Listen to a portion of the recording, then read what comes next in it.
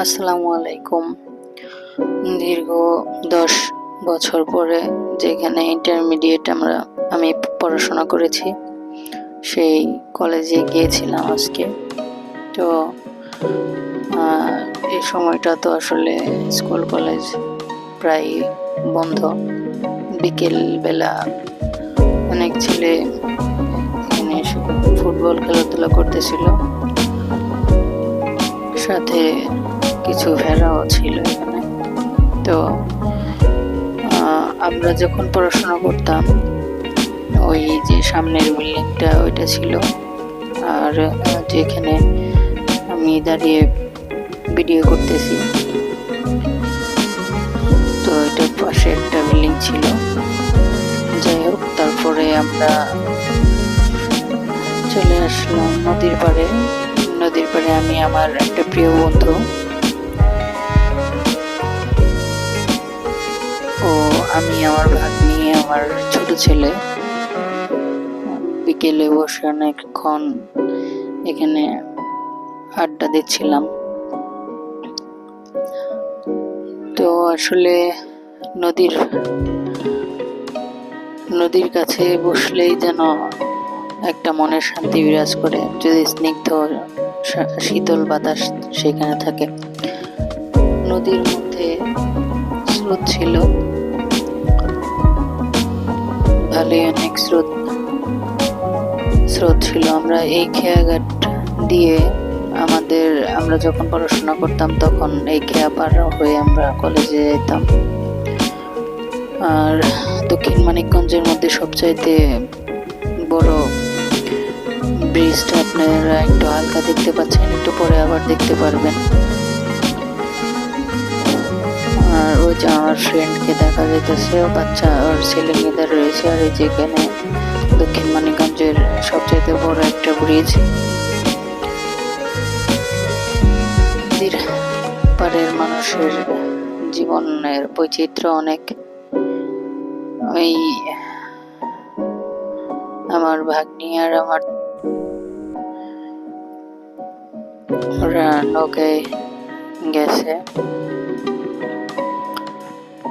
এই যে আমরা যখন পড়াশোনা করতাম, তখন এই ঘাটে অনেকগুলা নৌকা ছিল, অনেকগুলা, ধরতে গেলে 10-12টারও বেশি নৌকা ছিল। আমাদের তখন 10 বছর 12 বছর আগে 5 টাকা বা 5 টাকা 3 টাকা এরকম ভাড়া নিত। এখন কেমন জানি না, ওই যে জেলেরা মাছ ধরতেছে আবার ভেসলে। জেলেদের ধৈর্য আসলে কত, সারাটা দিন রোদের মধ্যে একবার ভেসল নামাইতেছে, ডুবাইতেছে, আবার উঠাইতেছে। যে একটা মাছ যা উঠে তাই জড়ো করে তারা বিকেল বেলা বিক্রি করে সেগুলা। তো আসলে নদীর পানি ঘোলাটে ছিল, স্রোত থাকার কারণে হয়তো ওই সামনে যে খেয়া দুটো দেখা যায় ট্রলার, ওইখানে ঘাটলা, অপর পাশের ঘাটলা। এখানে আমরা অনেকক্ষণ বসেছিলাম, প্রায় 1 থেকে 1.5 ঘন্টা বসেছিলাম। তো আমাদের কলেজে যখন আমরা যাওয়া আসা করতাম, তখন আমাদের সব স্যার ম্যাডাম আমরা একসাথে প্রায় পারাপার হইতাম। আর এই নদী দিয়ে আমাদের যাতায়াত করতে হতো।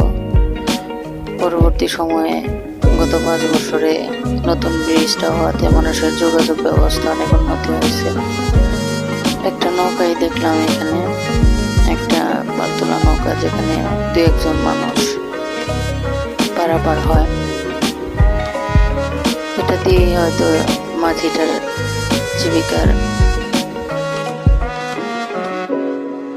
জীবন জীবিকা চলে যায়।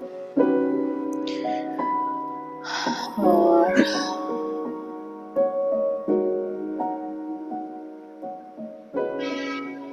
জীবনের মতোই নদী জোয়ার আর ভাটার মধ্য দিয়ে চলে যায়।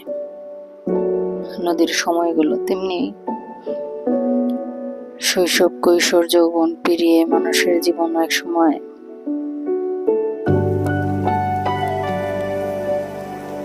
বৃদ্ধ বয়সের হাতছানি এসে জীবনের সমাপ্তি ঘটে। যাই হোক, নদীর পাড়ের মানুষগুলোর জীবন আসলে, যারা নদীতে তাদের জীবিকা নির্বাহ করে, তাদের জীবন আসলে অনেক কষ্টের। আর কিছু দুইটা জেলে আমি দেখলাম, 3জন জেলেকে দেখলাম যে দুইটা জেলে ভেসাল নিয়ে একটু পর পর ধৈর্য সহকারে মাছের জন্য অপেক্ষা করতেছিল। আল্লাহ রিজিক না দিলে তো আসলে পাওয়া যাবে না, কিন্তু তারা 10 মিনিট পর পরই জাল উঠে 2-1টা মাছ পায় বা কখনো পায় না। সারাদিন এভাবে করে একত্রিত করে মাছগুলো আল্লাহ যদি দেয়, তবে সেই মাছ বিক্রি করে হয়তো তাদের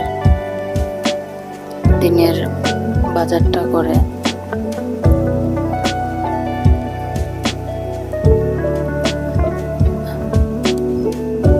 শান্ত স্থির নদীর স্রোত আছে অনেক। মানুষের জীবনে যেমন দুঃখ কষ্ট আছে, তেমনি সুখ শান্তিও আছে। মানুষের জীবনে সুখটাই বেশি, কিন্তু মানুষ দুঃখটাকে ধরে রাখে, সুখটাকে ভুলে যায়। যেমন এই যে মাঝি সারাদিন মাছ ধরছে, হয়তো দিন শেষে বাড়িতে যাচ্ছে, হয়তো বাজারে মাছগুলা বিক্রি করবে, তারপর তার সংসারের জন্য কিছু কিনে নিয়ে যাবে। আসলে মানুষের জীবনে সর্বোপরি অনেক কষ্টের। যারা ভালো থাকে তারা তো ভালোই থাকে, যারা কষ্টে দিন পার করে আসলে আল্লাহ তাদের রিজিকের ব্যবস্থা তিনি নিজেই করে দেন। কারণ রিজিক, একটু রিজিক থাকতেও মানুষ দুনিয়া ত্যাগ করবে না, কারণ রিজিক নির্ধারিত। এই যে মানুষগুলো আসা যাওয়ার পথে মানুষগুলোর জীবন জীবিকা দেখলে খুবই কষ্ট লাগে। সবাই জীবনের তাগিদে ছুটে চলছে, তাদের পরিবার পরিজনের মুখে হাসি ফোটানোর জন্য তারা কাজ করে। যাই হোক, আমি অত বুদ্ধিমান বা বুদ্ধিমতী যাই বল মানুষ না, খুব সাধারণ একজন মানুষের মতো আপনাদের সাথে কিছু শেয়ার করতে ভালো লাগে, তাই শেয়ার করি। খানিক পরে আমি নদীতে একটা শুশুক 2-3 বার দেখলাম। তো কিছুক্ষণ পরে হয়তো সেটা আসবে। আমি কয়েক খণ্ডে বিভক্ত করে ভিডিওটা করছিলাম, তো তারপর সেগুলো একত্র করছি।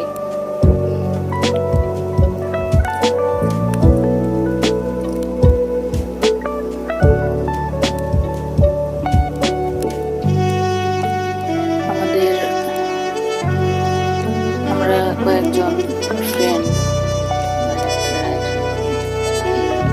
নদী পারাপার হইতাম, তাদের সাথে এখন আর দেখা হয় না। হয়তো সবাই সন্তান হয়ে গেছে, নয়তো কেউ চাকরি বাকরি করে।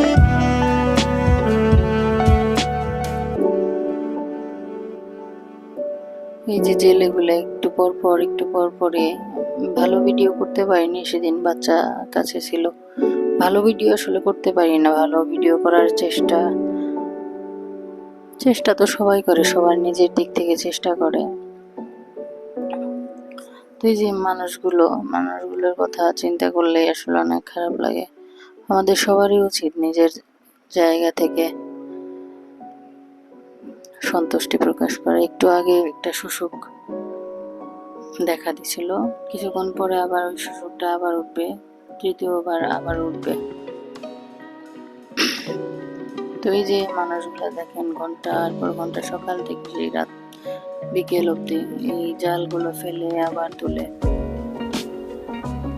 কষ্ট আসলে জীবনে, পরিশ্রম না করলে কখনো সুখের সন্ধান পাওয়া যায় না। সুখ বলতে আমরা বৈহিক জীবনের খাদ্য, বস্ত্র, চিকিৎসা,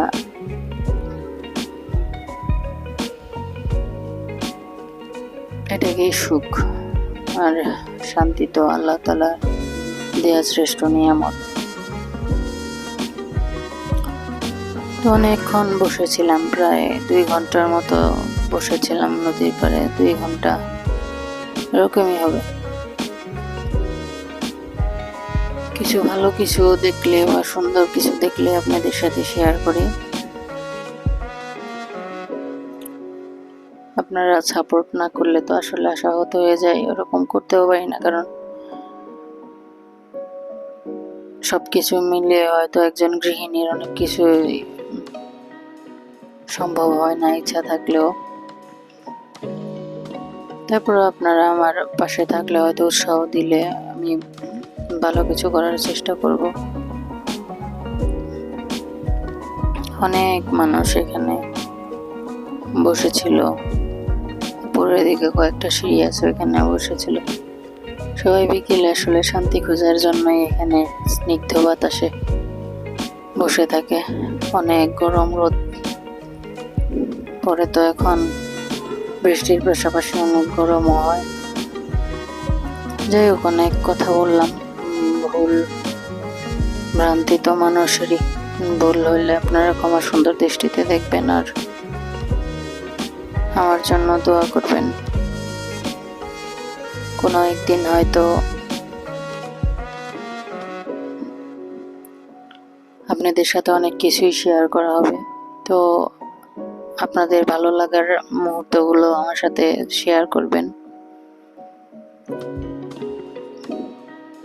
হয়তো আপনাদের সাথে কখনো দেখা সাক্ষাৎ হবে না, কিন্তু আপনাদের ভালোবাসা নিয়ে হয়তো সামনে আগে যেতে পারবো, আপনাদের দোয়া নিয়ে।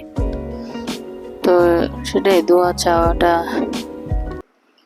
তো অন্যায়ের কিছু না। দোয়া করবেন যাতে সুস্থ শরীরে থাকতে পারি। আসসালামু আলাইকুম।